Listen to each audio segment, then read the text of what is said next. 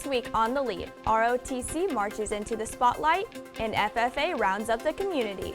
All this and more coming up.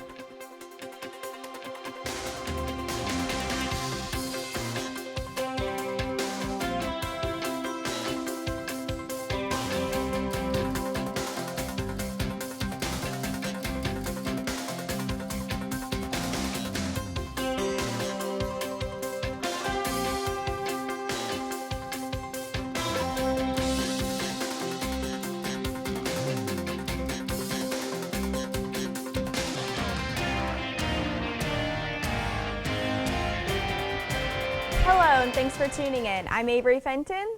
And I'm Christian Villarreal. And you're watching The Lead. First up is the Colony High School. A new tradition is rising at the Colony. The first annual TCHS Senior Sunrise is coming up on November 3rd. Seniors will gather in the Tommy Briggs Stadium from 6:30 a.m. to 8 a.m. and they'll watch the sunrise as a class. There will be food, music, and a senior time capsule. Pre-ticket sales are $10 and regular sale tickets are $15.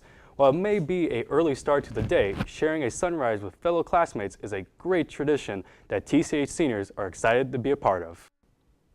The Colony High School is swinging into action with their theater department's next production. In just a few days, the Colony Theater will bring the Disney classic Tarzan to life. When you look at the sets that we have and the designs and what the ensemble does, it's very visually pleasing. The costumes are in such intricate detail. The scaffolding towers represent like the trees and the forest. They're such woven perfectly. I mean, I think this show is really going to bring all ages of people together and really enjoy the production. Of course, producing a musical comes with its own set of challenges. It's pretty stressful until the very end when the curtain closes and you know you've done a job well done. Always working. And that's the thing that's difficult, but you never stop learning and you never stop working. And so that's the best thing about it, though. So a lot of like getting on the ground and getting like apey and not like a person. Time management is probably my biggest problem comes with it because we have a lot of shows going on at one time. I know Theater at the Colony is currently putting on 4 shows just in the fall.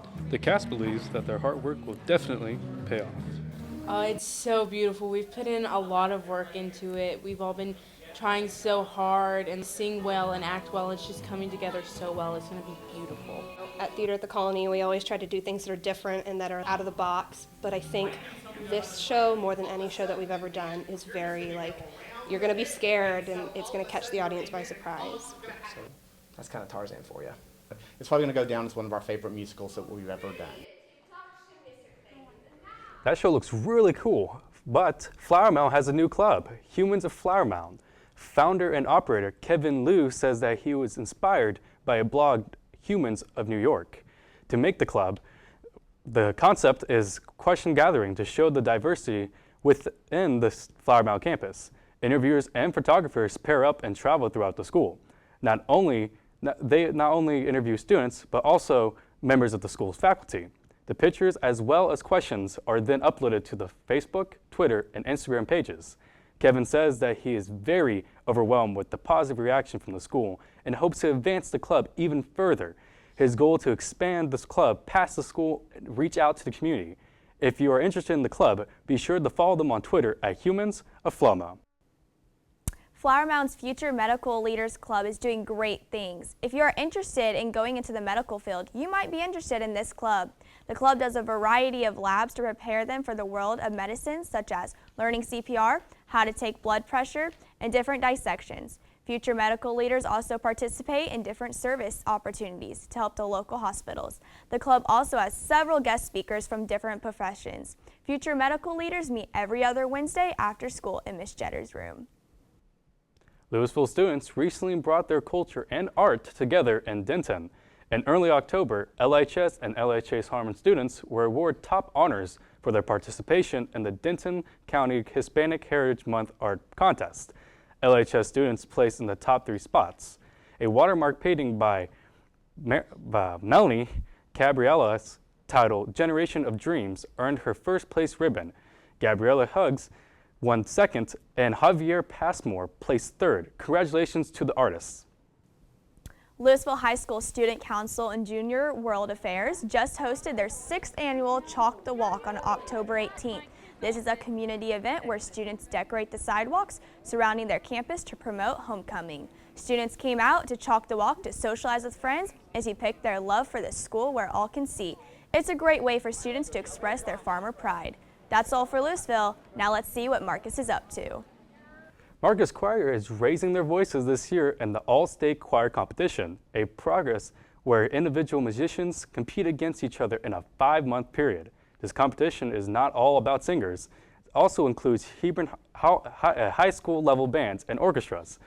Through the year, Marcus offers rehearsals at least 3 days a week after school to prepare the vocalists for competition. Many other students have been preparing for this event, hoping to be top rank. We wish all the competitors good luck and we look forward to the results. Geez, 5 months and 3 days a week, that is a lot of practicing. I could not handle that. I cannot wait for the results. I know, they have been working so hard for a long period of time, and I think everyone, especially them, are looking forward to the results. But while we are waiting for the results, we already have some of our own. On October 17th, Marcus journalism students loaded up on a bus and traveled to San Antonio to show off their skills at the TAJE state competition. Newspaper won second place in the print category, and Marcus Organization of Broadcast won 4 best shows. Congratulations. Now it's time for Hebron High School. That's right. This month, Hebron students are showing their true colors. Continuing the tradition, Hebron students are wearing pink rather than their school colors in support of the breast cancer awareness month. This tradition was started after a faculty member was diagnosed with breast cancer. During this month, the school shows their support in many different ways. The main way, the Hebron students are able to help this cause in buying t-shirts annually where the proceeds are donated to cancer research. Students have also painted the breast cancer awareness symbol on their football field. During the football games and this month, students are encouraged to wear pink to the games. Big Blue Goes Pink is just another great example of Hebron student community spirit. Hebron ROTC students made their school proud at a recent competition. Let's take a look. While some students are still having fun in the sun, Hebron's ROTC students have been quite busy. A drill meet is a competition meet where multiple schools compete for different events. The events are armed, unarmed, color guard, PT, academics, inspection, and marksmanship. I am the female varsity color guard captain. I am Catherine Ressler. I am a sophomore here at Hebron. I am a petty officer first class. Color guard is a military ceremony that helps honor our nation's colors, often our state colors as well. So when you see us, we typically have a left rifle and a right rifle, and we also have the Texas and American flag. It's kind of a ceremony we do to respect our country, respect just people who've died for our flag, kind of things like that. Our competition went really well. I'm very proud of it. Last minute, we added a freshman onto our team, and we ended up doing really well. We won 3rd place overall in the drill meet, and my team scored the highest. We ended up winning the varsity award, so my color guard is now the varsity team. And this drill meet that we went to went really well. Overall, we placed second. A lot of participation, a lot of hard work went into it. For marksmanship specifically, we came second overall. And our top shooter was Cadet Lisa Manera. She did a fantastic job. She did the best out of all of us, including myself. So for overall marksmanship, we both did really well in those categories. For the lead, I'm Reagan Wilkes. Now that the school year is well underway, students across the district are beginning the search for college and wondering how they're going to pay for it. The Louisville ISD Education Foundation, or LEF, has dozens of scholarships available for seniors who plan to enroll in college next fall. Scholarships are available for leadership in school, maintaining GPA, or even based on what elementary school students attended. So there are many opportunities to earn a scholarship. The online application opens on November 15th, so be sure to save the date and apply early. Career Center's Auto Tech class has a new project underway, reconstructing an old race car. Since the car is not street legal, it had to be transported to the shop with the use of a trailer. The teacher, Mr. Emery, uses the race car as an example to show all the features that a regular car wouldn't necessarily have. The students love having the race car to take apart and put together so they can study the individual components. After the break, Avery will introduce you to 3 students with a passion for all things agriculture. And Shepherd Branch will bring you all the updates on district sports. Keep it tuned to The Lead.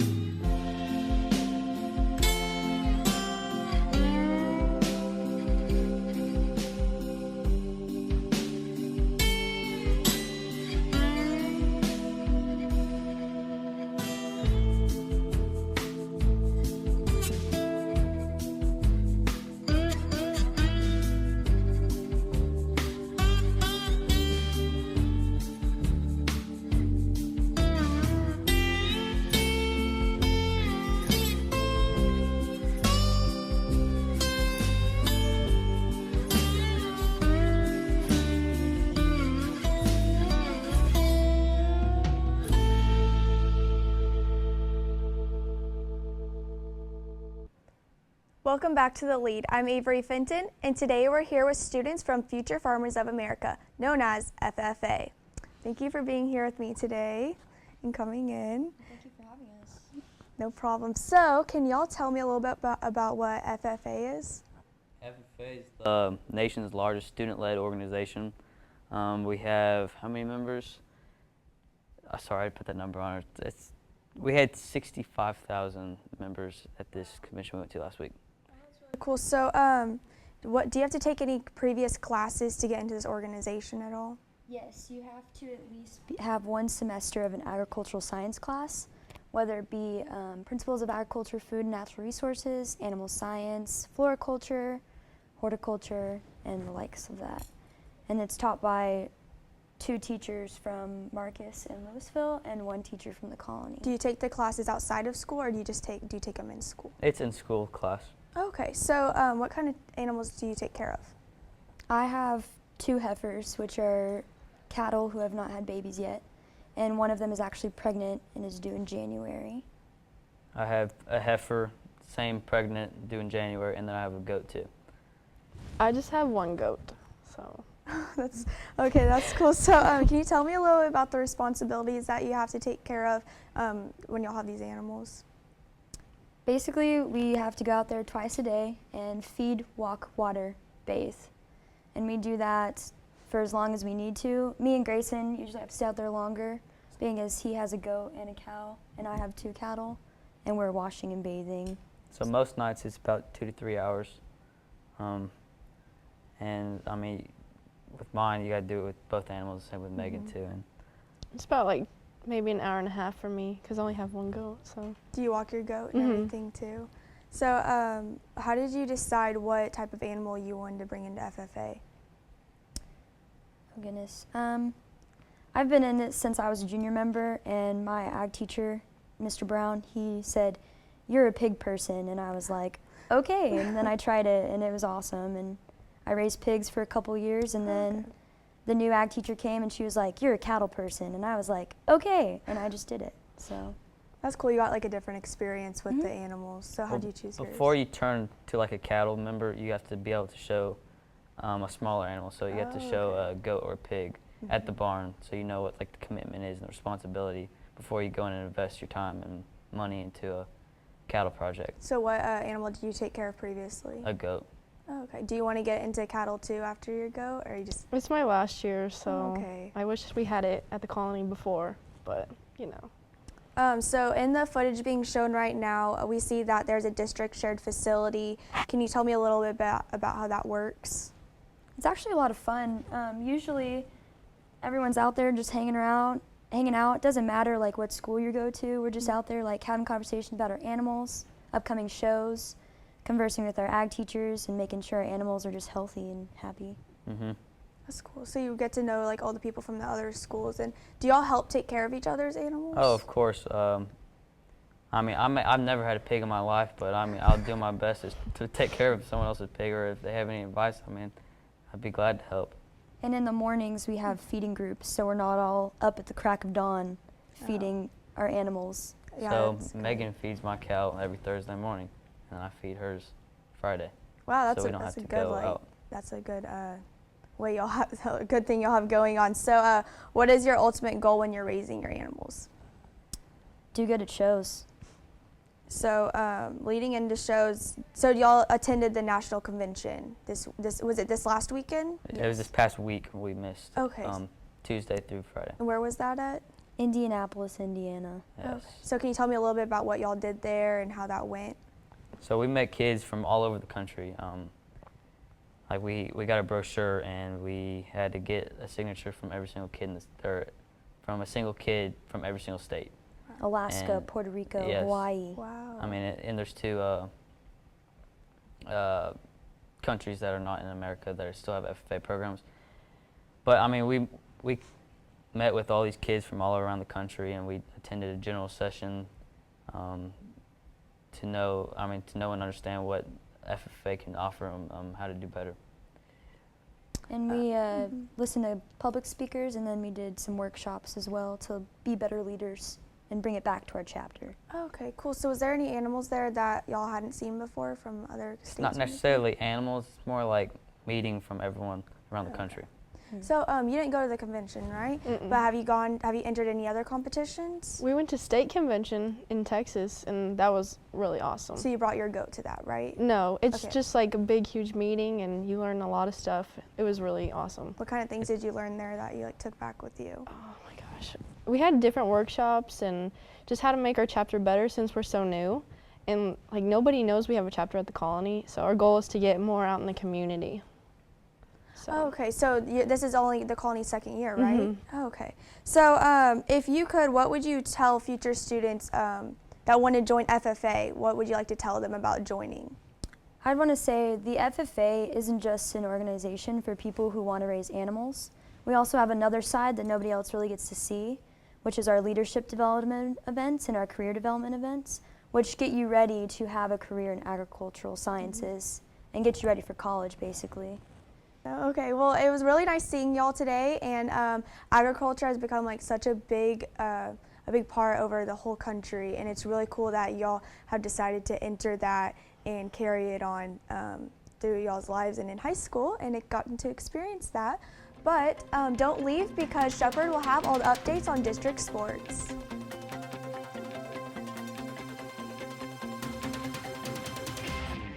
You don't have to take drugs to get your high. My natural high is cheerleading. Music. Probably playing video games or just talking to my friends. I get pretty happy and it releases a lot of stress for me, so it's probably my natural high. I'd say the best way to get a natural high is to be competitive and compete against friends, have a little fun.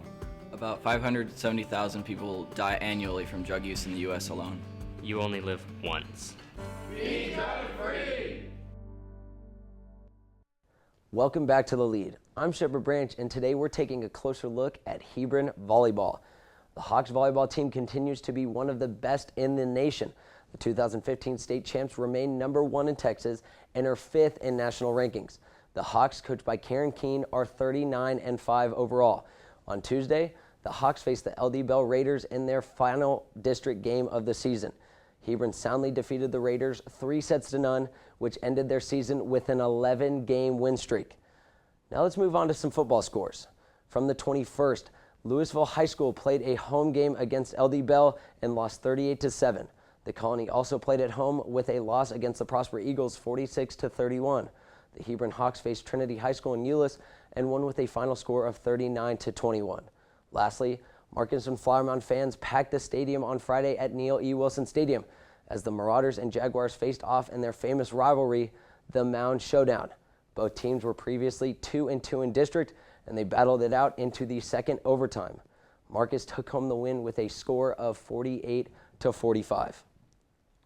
Coming up next for the LISD football teams, the Colony Cougars will face the Newman Smith Trojans in an away game. Flower Mound High School will also face Trojans, this time from Trinity High School.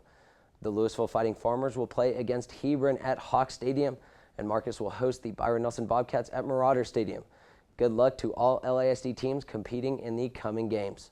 Before we go, let's take a look at Flower Mound High School, where the varsity football team gives back to the community one page at a time.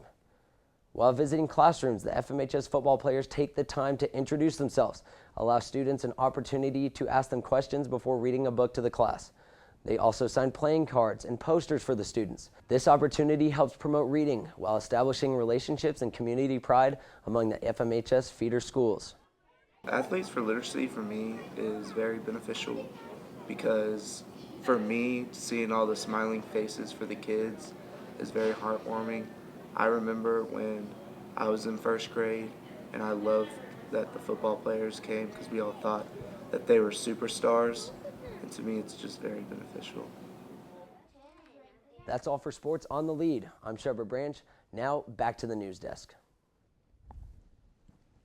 Thanks, Shepherd. For more that's happening all in our district, follow us on Twitter at LISD The Lead. I'm Avery Fenton. And I'm Christian Villarreal. Thank you for watching, and we'll see you next time.